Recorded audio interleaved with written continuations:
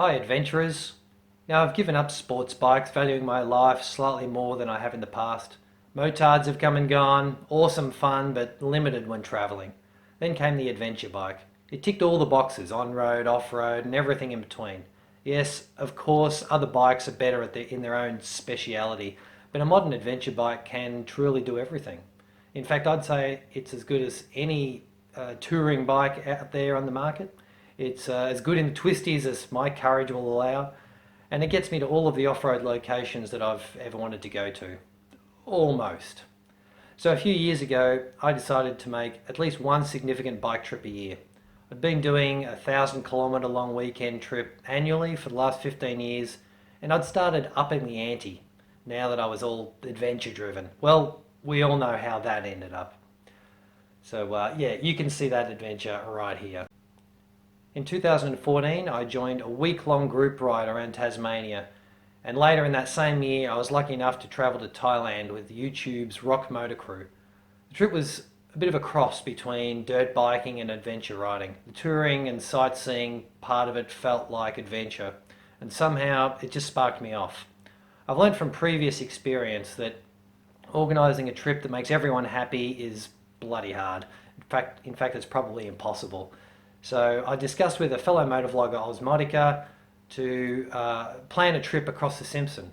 In fact, it may even have been his idea. I laid out a roadmap and picked a date and said, this is it, let's go. Tom, we all know riding with Tom, he got wind of this and he demanded, "Oh, I'm coming as well." And a lifelong riding buddy of mine, Mark, he wouldn't let me go without him. No way. So the four of us headed off on an adventure of a lifetime.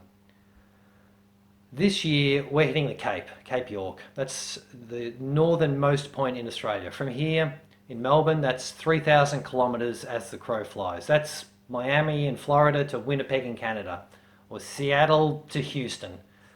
To save a bit of time, we're flying to Cairns and then riding to the Cape, about 1,000 kilometres by road. Then we're going to ride back to Melbourne via Central Australia. In total, 6,200 kilometres over about 16 days. Contrary to popular YouTube audience belief, Tom is coming on my trip. It's not the other way around.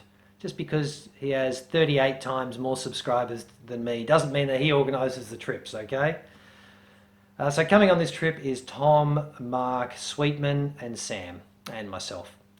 So you can follow us on the trip on my Delorme InReach. You can keep an eye out on my Instagram. You can watch Tom's Instagram or his Facebook or Mark's Facebook or Sweetman's. Sweetman doesn't have anything that I know of. I don't know what he's got.